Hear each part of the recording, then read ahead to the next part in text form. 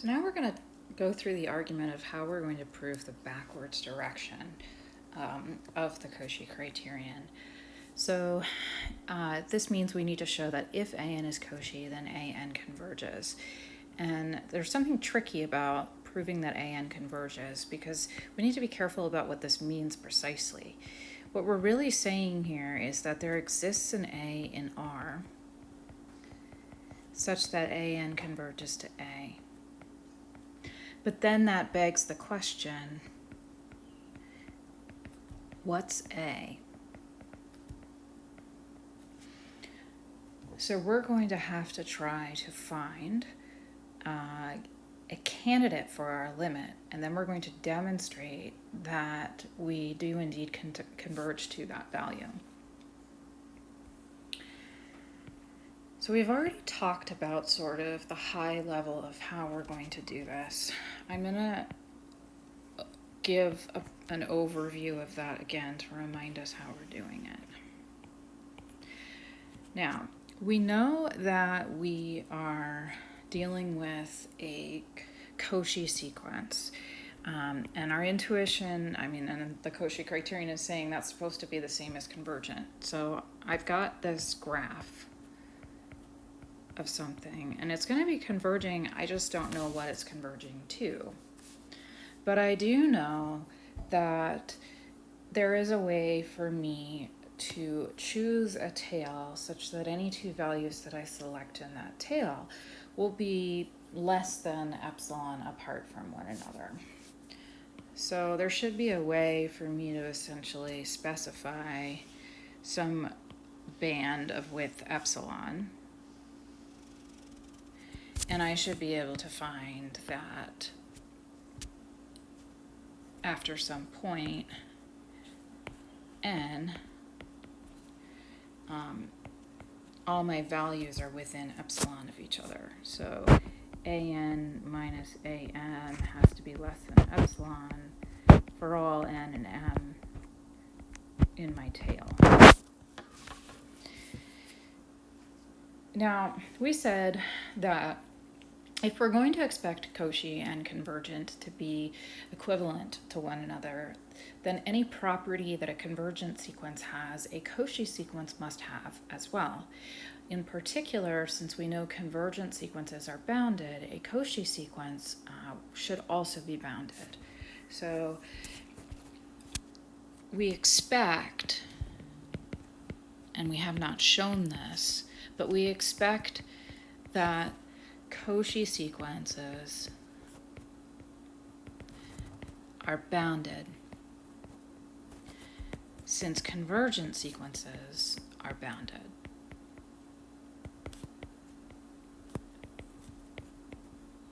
And again, what we're saying here is that the reason we can expect it is because we're saying Cauchy and convergent are equivalent to one another in this Cauchy criterion. So that's something that we're going to have to prove. So we will need to prove this. But for now, I'm going to leave it alone, and I'm just going to assume that it's true. And because I want to construct my overarching argument for how things are going to work for proving the backwards direction of the Cauchy criterion. That is my primary goal right now.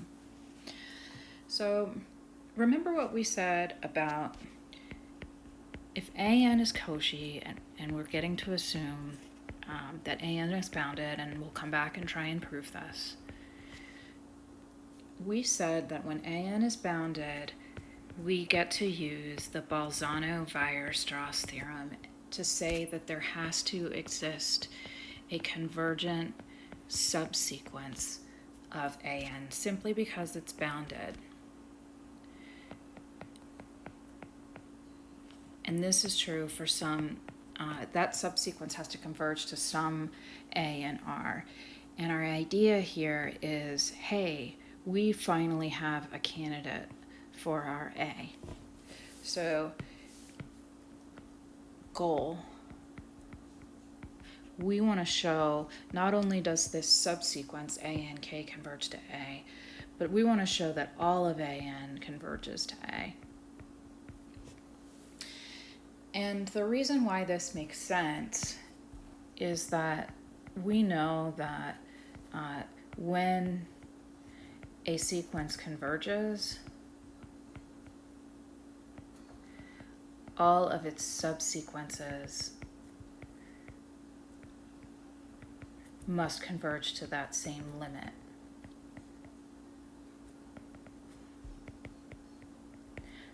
So if I begin with this one convergent subsequence and I know it's going to A, if I have any chance of AN converging, then it's going to have to go to A as well in order to maintain this result that I've noted here in parentheses. So let's go back up and look at our picture here. So each one of these pink dots represents an arbitrary term in our subsequence A and K. And we know that this subsequence is going to be the one, we're working with the one that converges to A. And so what we're going to do here is we're going to use our subsequence as an anchor. So let me write that down. We will use A and K as an anchor for showing AN has to be close to A as well.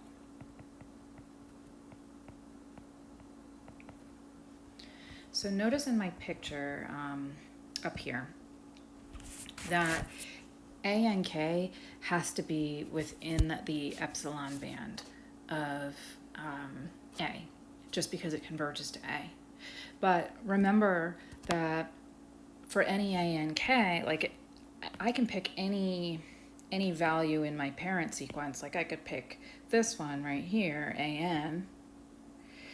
And if I'm in my Cauchy tail, then I know that if I compare AN to a value in my subsequence, so I could use, I'm going to be using A and K to play the role of M. I know that AN has to be close to a value in the subsequence, and I know that that subsequence value has to be close to A. So transitively, I am requiring little an to be close to the limit A. All right, so let's summarize what we just said here. So we know that A and K is close to A, and we know that if A and K and AN are both in the Cauchy tail, meaning they are in the location where I can say, like they are the values after the capital N for my definition of Cauchy that allows me to say those values are close, then A and K and AN are close.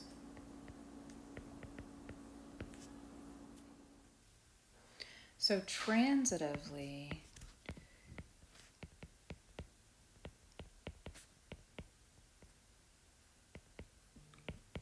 we should have that AN and A are close.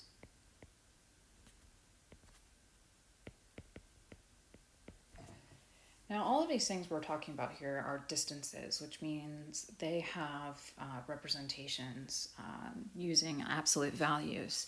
So A and K being close to A is like saying A and K minus A can be less than whatever we want. And A and K being close to AN is like saying A and K minus AN. And actually, I'm going to rewrite it in the other direction, and you'll see why in a second. AN minus ANK can be less than whatever we want. And transitively, we're trying to say, well, that means that AN and A are close. That piece is AN minus A. And we want that to be less than epsilon. That's our goal. So we have an minus a.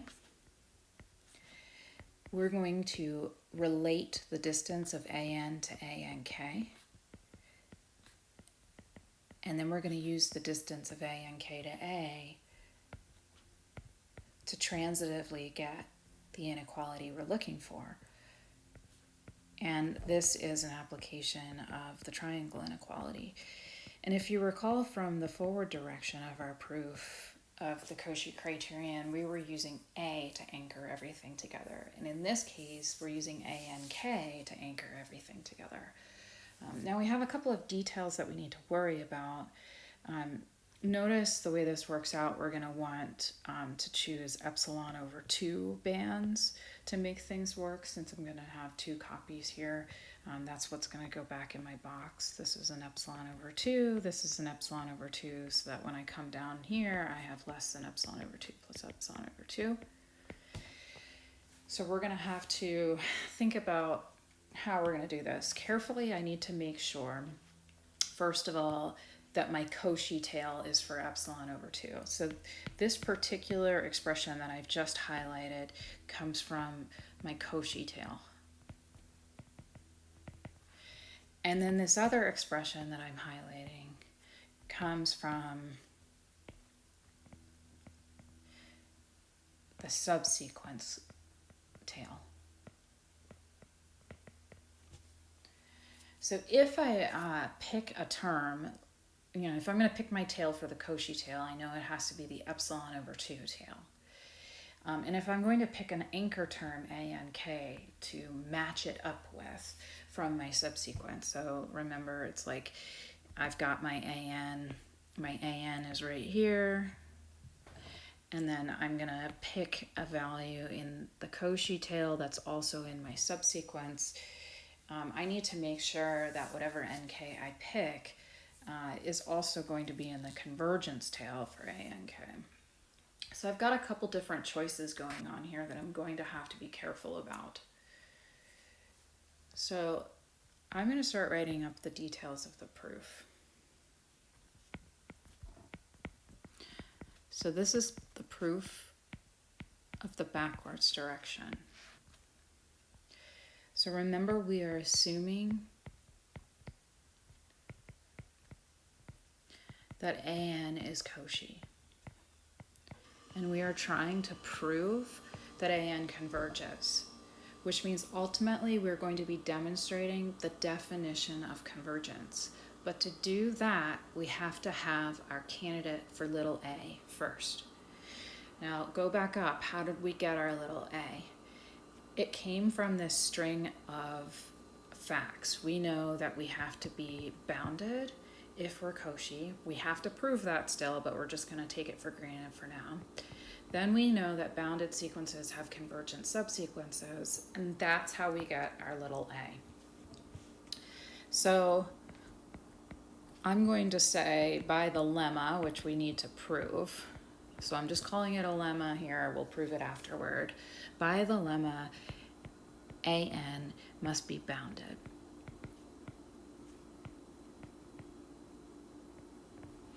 And then by BW, which is the Bolzano-Weierstrass theorem. So by the Bolzano-Weierstrass theorem, which you can abbreviate as BW. I'm just writing it out here in case you're wondering what the heck BW is. There exists an A and K that converges to A for some A in R. So this is just my way of saying I have to have a convergent subsequence. If I have a convergent subsequence, I know that subsequence has a limit, call it A. I don't know exactly what A is. This is a non-constructive existence proof, but I know it has to exist simply by citing previous results that we've proven. Okay, so we know that given convergence, if I introduce any epsilon value, I should be able to chop a tail of my subsequence such that A and K is close to as close to A as I want. And we know we're going to want it within the epsilon over 2 band. So now that I have my little a, I'm ready to start trying to prove that AN converges to A. I can start trying to demonstrate the definition of convergence. And remember, the first thing I'm doing is introducing an arbitrary epsilon.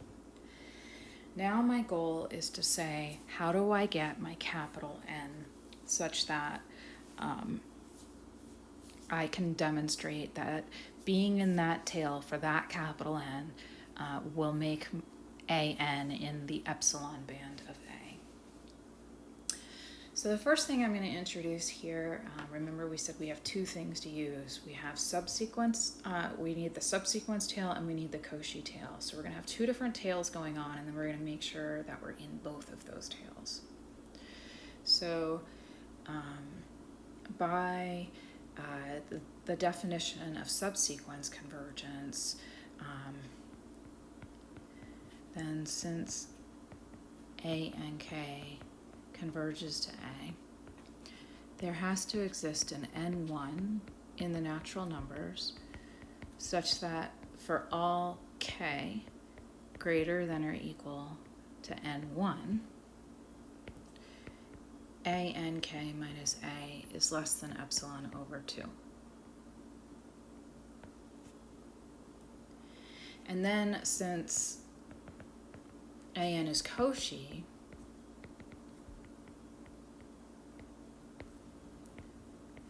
there exists an N2 in the natural numbers such that for all little n and little m greater than or equal to N2,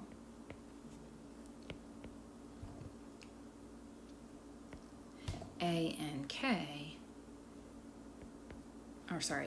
minus AM is less than epsilon over 2. Now what we need to do is we need our anchor subsequence term. And our anchor subsequence term needs to be a value that has K greater than or equal to capital N1 and has NK greater than or equal to N2. So we're going to choose ANK such that K is greater than or equal to N1 and NK is greater than or equal to N2. That's our way of making sure that the term from the subsequence we're picking is both in the subsequence band of A and also in the Cauchy tail. I'll come back and I'll highlight that after the proof is done.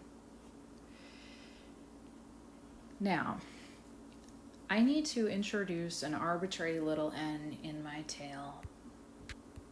Remember what that was supposed to be. My arbitrary little an, this guy right here. And I want to show that that value is within epsilon of A. And the way I'm doing that is using a term in my subsequence. I want to make sure I use a value in my subsequence that's in the Cauchy tail so that I have a connection between AN and ANK. But I also want the value in that subsequence to be connected to the value A using the subsequence convergence so that I can transitively link those values together. Now notice it doesn't matter which NK I pick as long as it meets both of those criteria. Because when you're Cauchy, you can compare any two values you want. So if I have a little n, I can compare it to any value I want in the tail of my Cauchy sequence and get that the distance between the two are less than epsilon over 2. So now I'm going to have to figure out what is that capital N that I'm using here that's going to allow me to piece together my argument. I'm going to leave that blank for now, and I'm going to go through. We're looking at AN minus A, because remember we're trying to prove convergence of the sequence AN. And we are going to take that and we're going to subtract a and k and then add a and k. And this is the specific a and k value that we've just picked. Then we're going to split that apart using the triangle inequality.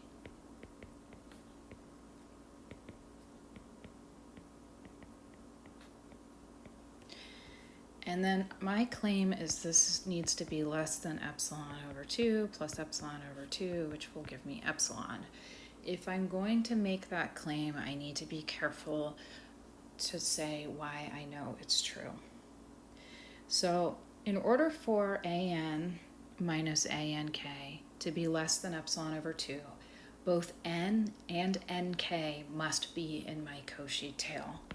So this will be because n and nk are greater than or equal to n2. That was my Cauchy tail. Here I'm using m in my Cauchy definition as nk. If I'm going to have this other piece less than epsilon over 2, that has to be because nk is greater than or equal to n1, which is my subsequence convergence tail. Sorry, k is greater than or equal to n1. Now I know that I've chosen a and k to satisfy that. So now I just need to be careful about filling in what goes here in my blank. Notice that little n needed to be greater than or equal to n2. So I can put that there. That's the tail that I want. I don't actually need to take a max of n1 and n2 here. You could for fun if you wanted to, but the whole idea here is the restriction that n1 imposes is just I need to be careful about which a and k I'm using as my anchor. I go far enough out such that that value a and k is in both tails. And so here I've shown the definition of convergence. So to highlight here, this is using Cauchy, and this one is using a and k converging to a. So by definition, an converges to a. That is exactly what we wanted to show. So just to go back here and highlight this kind of funky thing I was talking about here when I was making my choice of a and k, and nk being greater than or equal to n2. The fact that I want k to be greater than or equal to n1 is going to give me that a and k minus a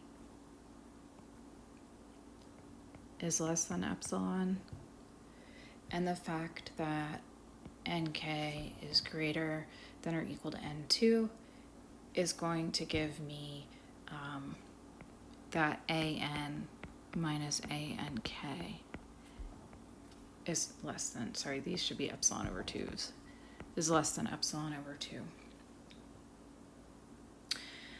This is using Cauchy, and this is using subsequence convergence. And I know I can do that. I'm using really the Archimedean principle here. I can choose my k greater than or equal to n1 and my nk greater than or equal to n2. Then I get to use both tails. And so that's the proof of the backwards direction of the Cauchy criterion. But remember, it hinged on one important thing. That was our lemma. We need to show that an must be bounded. So I'm going to demonstrate that in, well, I'll do it right now. So here's our lemma.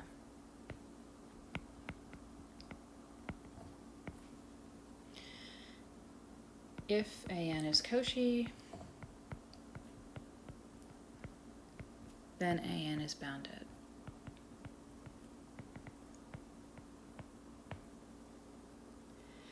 Now, we have experience proving convergent sequences are bounded, and I argue that the way this is going to work is going to be really similar. So I'm going to recall what we did for our convergent implies bounded proof. What we did is we split it in our tail, because remember we said we have these values. Those are all in some kind of tail.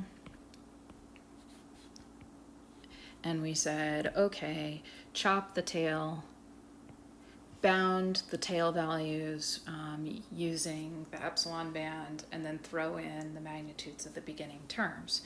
And the way that that ended up looking is when n was greater than or equal to our tail,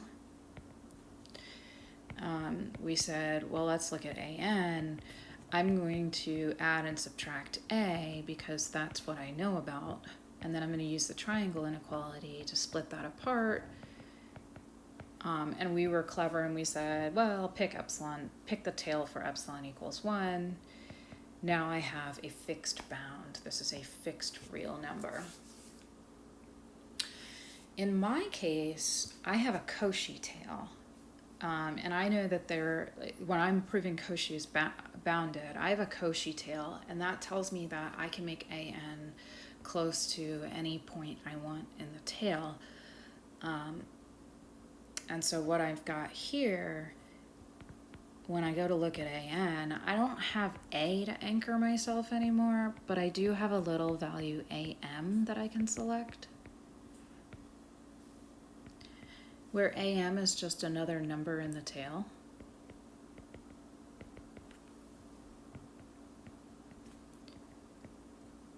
And I can split this apart. And because I'm in the tail, I could choose my tail again for epsilon being 1. I get this. What I want you to do is pause your video and ask yourself, what is the potential issue with what I have here? So here I got 1 plus the absolute value of am. Compare that to 1 plus absolute value of a and ask yourself, what's going on here that's a little bit strange?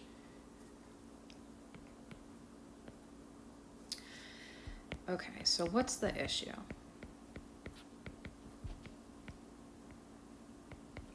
The thing I should be concerned about is, what is m?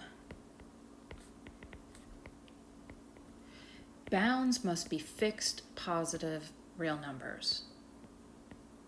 They have to be fixed real numbers in particular.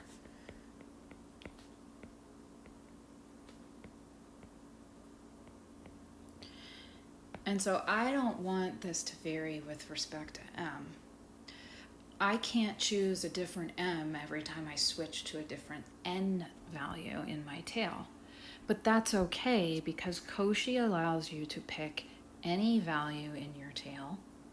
Any two values in your tail have to be close together. So what I'm going to do is fix m to just be a value of my choice in the tail. I'm going to call it big N. If I do that, no matter what little an I'm looking at in the tail, I can recover this inequality because the Cauchy tail says compare little n to any value in the tail and you're good to go. So this argument is ultimately, the proof is going to look really similar to the proof that convergent sequences are bounded. It's just we have to make this extra choice here on which term we're using in the Cauchy tail to compare our little an to. So here's our proof. So we assume an is Cauchy.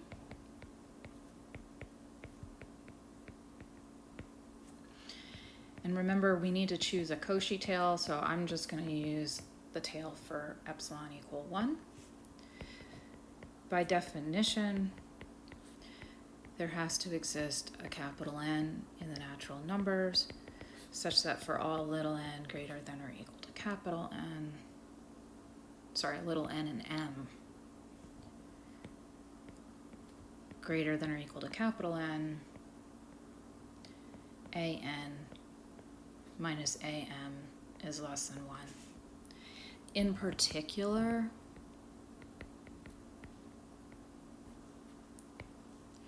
when M equals capital N, we get AN minus A capital N less than 1. So, for all little n greater than or equal to capital N, I'm going to add and subtract that fixed term A sub capital N. So this is going to be A little n minus A capital N plus A capital N.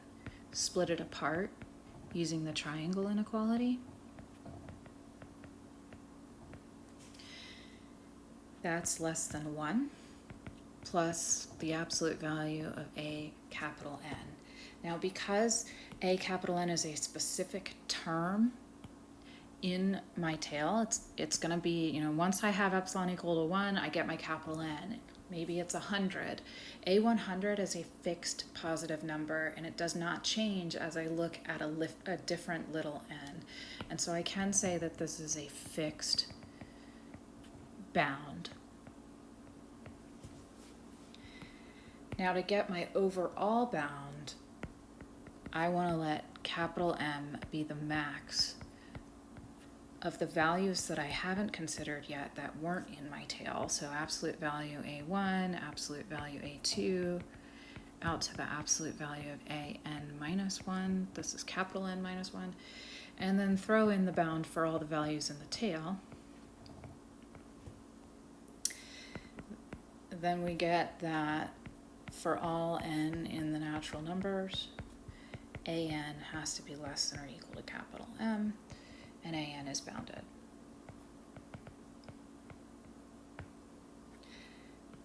Again, this right here is the bound on the tail. And this is the bound on the beginning.